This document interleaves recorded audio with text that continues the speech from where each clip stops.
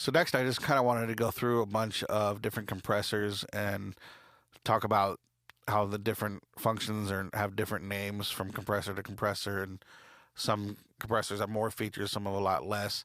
This is Wave's recreation of the DBX 160 VU, and it only gives us threshold compression, which is ratio, and makeup gain. Waves expanded on it with some modern things down here like mix knob and uh, mid side mode, things like that. But the compressor itself only has these three functions. There's no attack and release; those are just kind of preset. There's no knee, nothing like that. Then here is the LA2A. This is the Waves CLA2A, and this is interesting because this is yet another take on threshold, where the 1176 is a input output compressor, and then we had our threshold compressors like the R compressor. The CLA 2A, you basically just have a final makeup gain and then peak reduction. So this is the amount of compression you're going to get, how much reduction, uh, and that's kind of all you have right here. This is the Klanghelm, very very great plug-in compressor. This kind of looks retro, like it's based on some old compressors, but it's definitely its own thing. Here on this mode, you have compression and makeup gain, timing, release and attack.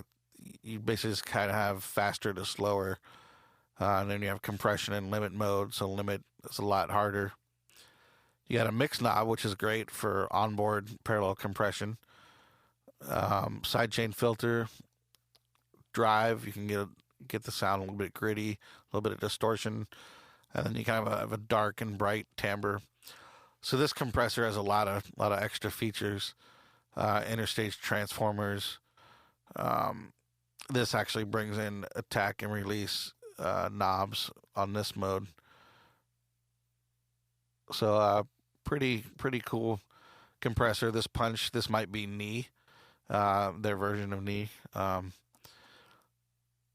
So yeah, then over to this is the Waves CLA 3A, which is similar to the 2A on the real units. Basically, this was the solid state version of the LA 2A.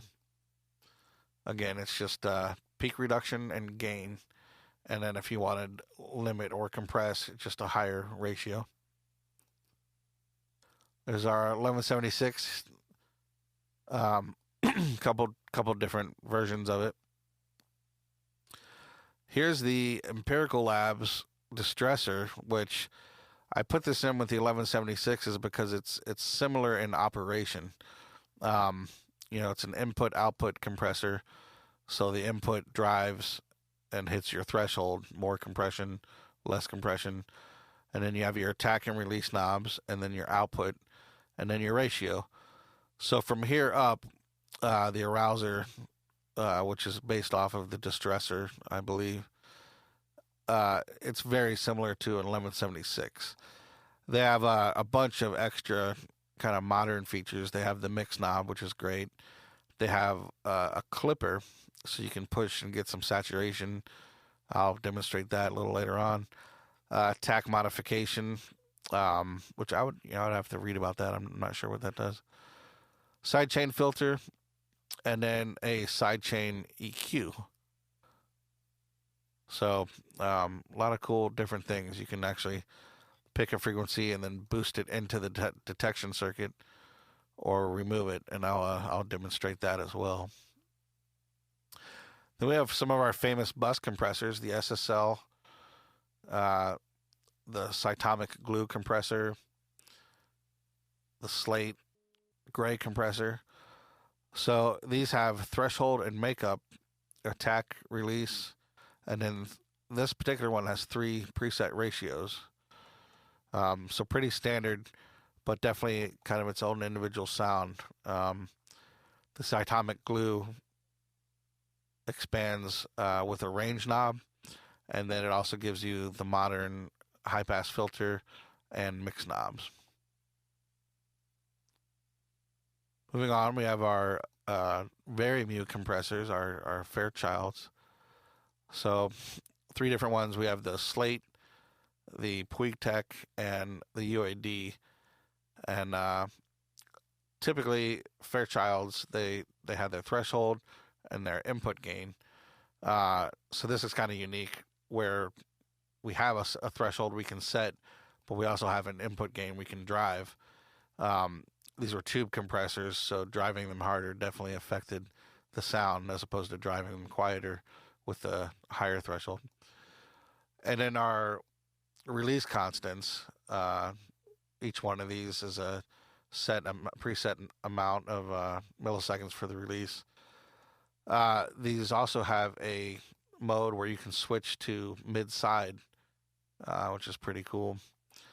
And then on this particular one, UAD expanded with some modern options like the sidechain filter and the mix knob, which is definitely weren't on the originals. We have some of our basic Avid and Waves, really simple compressors. Um, this one is kind of cool from Waves. It's the C1 compressor with sidechain. Down here, you have a mode where you can insert a sidechain filter. So, say you want to compress real heavily just on 4K, the detection circuit is going to mostly look at 4K, just that one little kind of peak of frequencies, and react the most to when it sees a heavy amount of that frequency based on your threshold. So you pull it down stronger, it's going to react more to the 4K. So if you get a harsh vocal or you want to tame some sibilance, this can be really handy for that kind of stuff.